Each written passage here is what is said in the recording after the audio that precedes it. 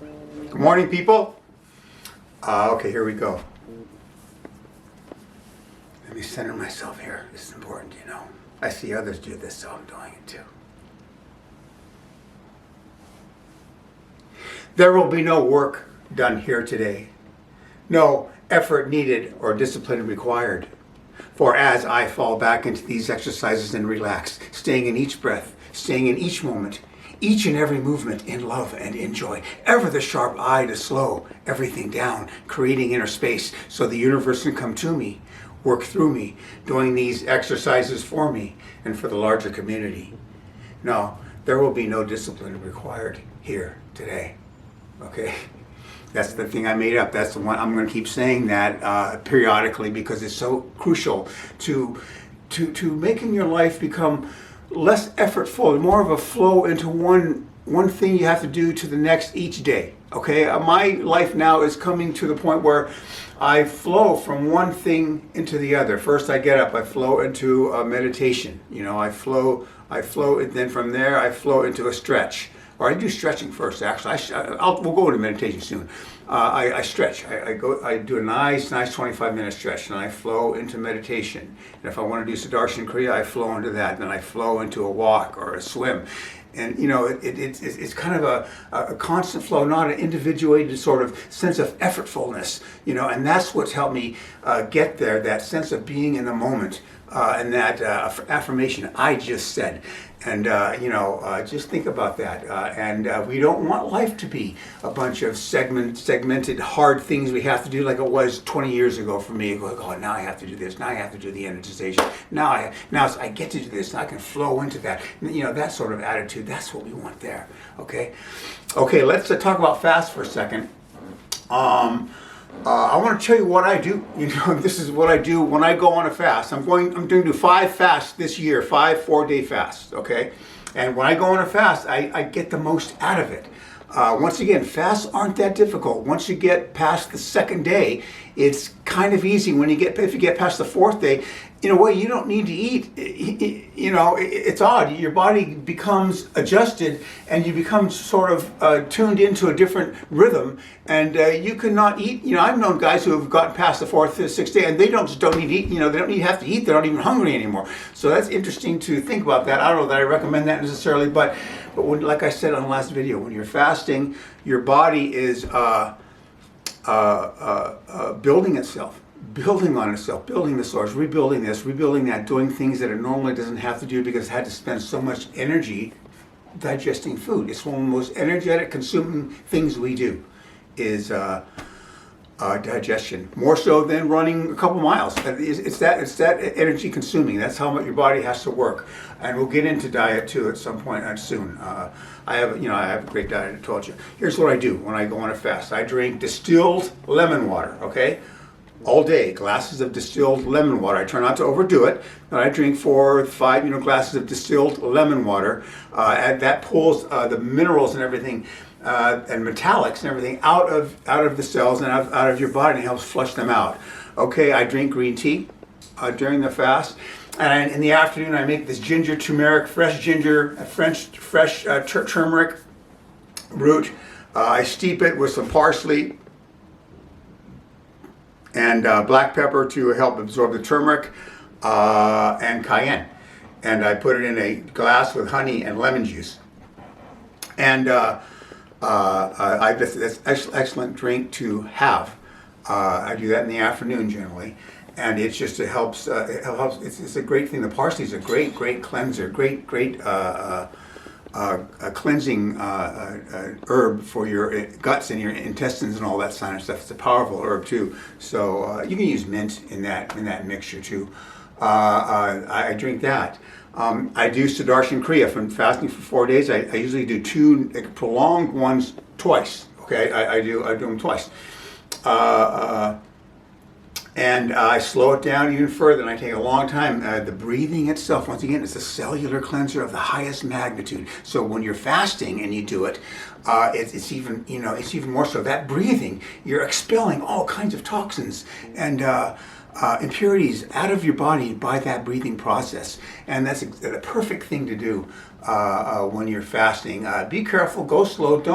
Don't do it too hard. I kind of take something off it. All these things, I take a little off. So I'm not, I read my body. That's what's so important to do. Read your body, see what it wants to do, see where it's at, and lead it. But don't, when you're fast, you're a little weak and that sort of thing. But you be careful of what you do. I'm gonna, and then I Darshan Kriya.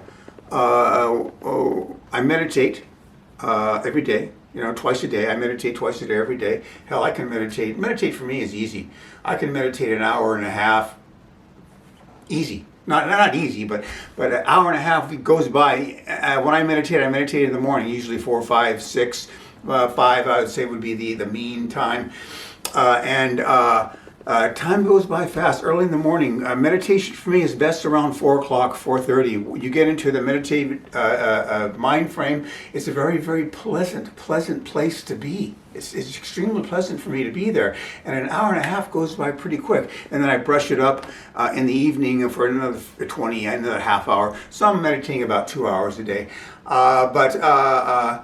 Meditate during the fast. I power walk. Okay, once again, I rotate the effort level to kind of go easy. While I'm fasting, I kind of go 3/4, kind of easy. Like I don't want to push my body too hard, but I power walk. There are points where I'll go faster, okay, because I want to get the RPMs up somewhat, because that's what gives me that flush. But generally speaking, I kind of take an easier power walk. I kind of take something off it. And I'll swim. I'll power walk a couple times in those 4 days. I'll swim a couple times in those 4 days, or one day during the fast, and then the 5th day when I finally get out the fast, I'll swim on that day. So in the 4 days, 4.5 days, I'll swim twice, this is interesting. Now listen carefully. On the 4th day, if I go swimming on the 4th or the 5th day, I haven't eaten any food for 4 days. And when I get in the water, you would think that I would be weak, from not eating. But no. I feel my body feels light as a feather, and I feel strong in that water, like it's not effortful to pull my body through that water.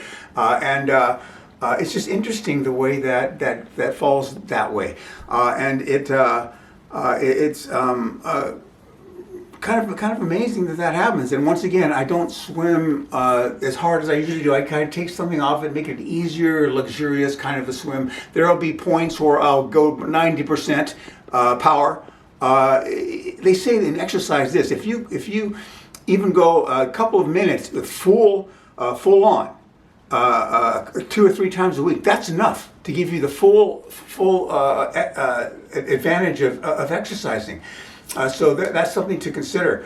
But I generally take it easy, swim, and I'll power up a little bit of it for a few minutes, and then I'll stretch in the water. I do some wonderful things. I'm a fish, and water is the first thing I've loved on earth. I remember when I was 4 or 5 years old, bodies of water was the first thing I fully loved on earth. So I must have been a fish, dolphin, something like that, I would say. I take a steam bath. I didn't do it this time because I just couldn't get to it, but generally I take a good steam bath somewhere in the middle of that, 3rd or 4th day. Try to take 2 steam baths so you sweat out. Once again, you're expelling all these things. I don't sweat the way I used to. I can't play tennis anymore. And I used to sweat, great playing tennis. And now power walking, swimming, I don't think you sweat much when you're in the water. I really don't. I think because you're in the water, you inhibit that sweating action. And you don't sweat power walking. So I go take a steam bath to sweat those toxins out extra. What a great thing that is. I massage myself a couple of times. During the 4 days, I do a self-massage. I get some oil. I use ghee and almond oil, and massage myself thoroughly for about 40 minutes to kind of getting everything out those muscles and all that sort of thing. That's an excellent thing to do. I stretch. Every day I stretch. Before I meditate, I stretch, kind of get my body rolling and energetic. And when you stretch, your body gets a little energetic, and it's a good thing to do before you meditate. I ground. I make sure I go ground those days I'm meditating, and I drink in the morning. I drink this neem turmeric mixture. I have that tea in the afternoon, but in the morning I get turmeric and neem, which is I got it from India. Sadhguru says that if you eat in the first thing in the morning, neem and turmeric combined, it's a blood purifier. Okay, so my body is using those things to purify my blood as I'm on a fast. Those are some critical things. Now, and then I get some sun. We're all supposed to be getting sun, So I get out there, and when I swim at noon. I rather swim in the morning, but I swim at noon because you get a good dose of 40-minute sun when you're in the water. And these days we all should be getting some sun because of the energies that are coming to us via the sun.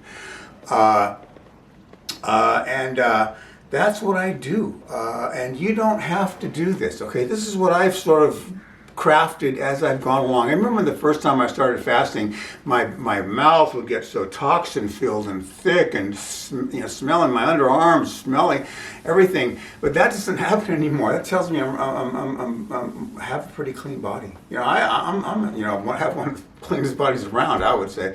And I don't mean to brag, but it's true, and it's important. They say this whole process is going to be a lot easier if we have a nice toxin-free body, nice clean body. And I do have a clean body. I somehow just flowed into these types of this long list of things. I know it sounds like a lot, but it isn't really. And I don't know. You don't. Do you have to do this to get to the heart? Do you have to do this to become a heart-centered human being?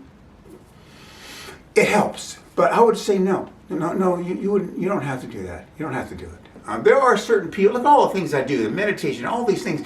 There are some people who haven't meditated a day in their lives, and somehow they're ahead of me. If you wanted to look at it that way, we don't look at things ahead and behind. We really don't. But if we were to, just for making a point, they have a certain grace and natural grace and elegance about them that I'm trying to get as good as they are at their natural grace and elegance as a human being, and simplicity, simple, good-hearted people that love the people that are around them, and they're, so it's a funny thing to apprehend all that and to admit that there are things in ways that in this world that we don't really understand, but I do a lot of this stuff. I enjoy doing it. Like I say, I experience these types of things as a flow. Okay, I do the Sudarshan Kriya. I do the stretching. I flow into the Kriya. I flow into the meditation. I flow into a swim, massage. That's how we want to think of it. Okay, we don't want things to be hard. But anyway, this is what I do when I'm on a fast, and it's an excellent regimen. I would advise you thinking of doing some of it, especially the neem turmeric in the morning. That's a great thing. He says you develop this energy around each cell called OJAS, OJAS, and it's a something that helps the strength and the power of each cell. And it allows each cell to move more fluidly. It allows you to move more fluidly through life as your cells become more surrounded, encapsulated by this thing called OJAS. Okay, so lately I've been taking neem turmeric almost every morning, whether I'm fasting or not, as a blood purifier, cleanser, and a cellular enhancer and protector kind of a thing. It helps repair cells, that whole thing. But take some of those things and try as a meditation as a fast, and it's when you're done, you feel good. You feel really solid after 4-day fast. On the 5th day morning, I'm happy-go-lucky. Really, truly, you're light, and it's something to try and see if you take to it. If you don't, you don't. But give it a thought. Okay, here we go. For me, one of the big things we have to do is this. We have to uncover and square things and negative aspects of ourselves and things we've done in the past that we're not very proud of, that we were destructive in nature or contributed to the general sense of wrong-headedness. around us, and contributed to the sense of separation, and things that I think of these days sometimes still. And I've done this for decades. Think, oh God, I'm sure we all do that. How could I have done that? That whole thing. Now. Every year I'll think of a thought that something I did in the past that in a lower mood hits me, and I go, God, how could I have done that? And feel badly about it, truly. These things we have to square. The things that I've done, as I think about them and have that reaction, that has to stop. Okay, I want to think about it once and for all and come to terms with it and then let it go. I never want to hear from it again. And then there are things in us, deep within us, that we have to try to coax upward and experience them and flush them up and out. And like I say, I've tried to do this. And like I say, we have a very interesting discussion coming up about the difference between psychological therapy and the benefits thereof, and then spirituality. And can you get everything you need from spirituality, or is it appropriate to go through a psychological process too of digging and delving, that whole thing. And so that's going to be an interesting discussion. But we have to bring these things up because they're kind of holding us in our mind in an odd sort of way and preventing us from getting to the heart and a better sense of reality. How much do we have to uncover before we get to the heart? I don't know. It's a lot easier when you fall to the heart to uncover these things because you're a lot more allowing and you're a lot more loving, and they don't threaten you as much because you're not them anymore. You're the love spatial energy, the awareness, but you're not really those things that you've formally identified with anymore. To assist this, so I've decided that I had to have a better infrastructure of acceptance that accepts these things without that level of pain and kind of regret and shame. Not shame really, but sometimes everyone. But you want to stay from shame, guilt. All those things are very, very, very bad for you. So get them out as quickly as possible. But there are some things that I'm sure we all have it to a degree. But it's like, oh God, how could I have done that? Kind of a thing, So I need a mechanism that allows me to be able to absorb those things in a more gracious manner, okay? So I've come up with this affirmation. All forgiveness, all surrender, all acceptance, all allowance, and no resistance. All forgiveness, all surrender, all acceptance, all allowance, and no resistance, okay? Now, when I say affirmations, I used to do them as, 20 minutes of the same affirmation over and over again. I don't do that anymore. When I say affirmations, I'll do them a series of 10. But what I'll do is I'll put my hand on my heart and try to get that heart resonance in those words and do it that way. And I think it's more profound that way. And I don't really know that I agree with doing affirmations, saying them over and over and over and over, in a mechanical sort of a way. So I put my hand on my heart. And when I say these words, I can feel the heart resonance there. And that's what I'm looking for. All forgiveness, all surrender, all acceptance, all allowance, and no resistance. Okay? Now, head-wise, all acceptance, that's the head thing. All forgiveness, all surrender. That little deeper sense of these words. This is what we want here. Okay, we want the same with heartness, and that it promotes heart health, heart strength, or heart chakra strength, opening more, and it allows you to accept these things in that heartful sense. All forgiveness. Now, in the highest echelons of spiritual thought, forgiveness isn't necessary. I heard that in a lot of different ways. It just isn't necessary to forgive anybody, because once you did something wrong and you've corrected it, it's not necessary to forgive somebody. But that being said, when I get into a situation where a guy, is doing something that, is rubbing me the wrong way, I say, I forgive the situation. And that allows me to forget about it. You know what I mean? I forgive this. I forgive this whole thing. I forgive it and forget about it. All these things help you limit those things bouncing around your head. Because you don't have these heart-centered sort of attitudes. It's going to tend to bounce around your head more, and you don't want that. You don't want to think about it. All surrender, that's self-explanatory. Just surrender to everything. Don't pretend that it's not there anymore. Just say, okay, yeah, that's there. I don't want it to be there, but it's there. The guy named Andy Shaw I was telling you about in one of the previous videos, when he did a series of things that allowed him to get to enlightenment, he was radical, and radical surrender was one of them. He just surrendered everything. Every time something came up, he surrendered to it,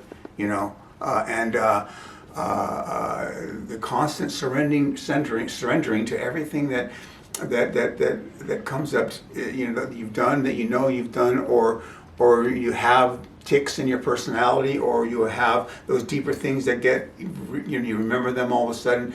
Surrender to them, okay? Just surrender to them. That's a heart-centered way of doing it, as opposed to resisting it in your head. All acceptance, all forgiveness, all surrender, all acceptance, all allowance, okay? All acceptance and allowance. Just allow it, accept it, surrender to it, forgive it. All those types of things, and don't resist anything, okay? No resistance. Allow everything to come. In this world, even people that are being crazy, don't resist. No resistance. Just acknowledge it. Yogis are very, very good at that. They take everything in stride in this life. They don't resist anything, and they're very strong in that way. No resistance is extremely powerful once you learn how to do it. There's the thinking of doing it, and then there's the actual doing it, which is even more powerful. And then you could throw in acknowledgement. Sometimes if someone is coming at you in an aggressive way, you can look at them and say, okay, I acknowledge your position. I acknowledge what you said to me. And that's it. A lot of times, that's all they're looking for, really. Say, okay, I acknowledge what you've said. It's an extremely powerful thing to do, acknowledging what someone's position is, even though you don't agree with it, even though it doesn't make any sense in a lot of ways. I acknowledge, and that immediately diffuses the situation. Okay, I acknowledge that.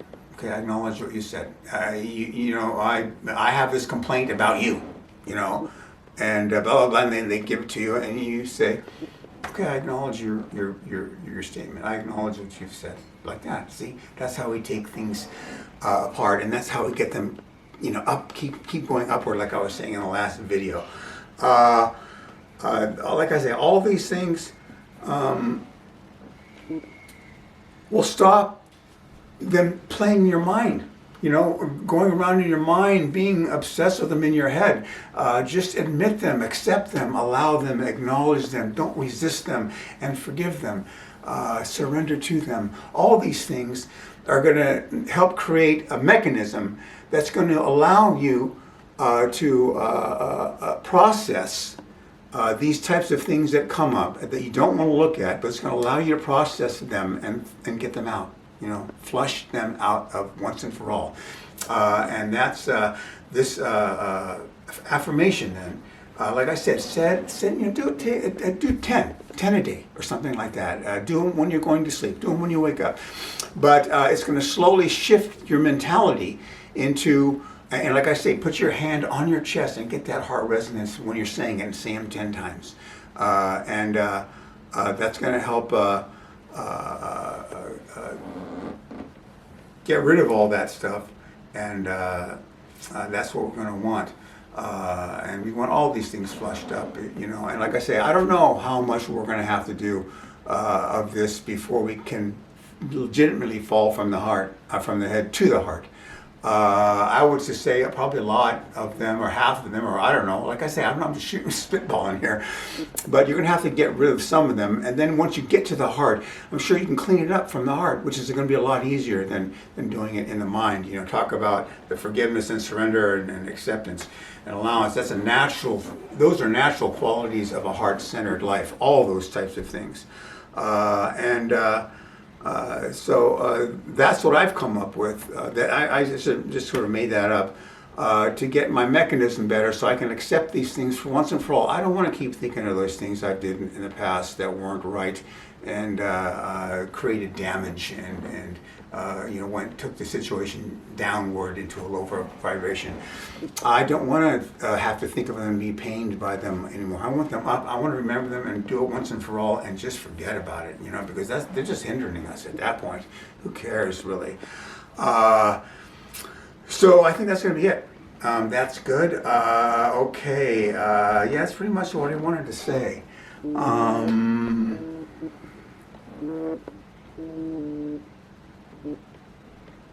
That's going to be it.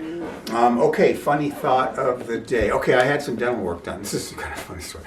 I had dental work done, okay, by a guy. I've had I've had thousands of dollars. Anyway, this dental work cost me thousands of dollars.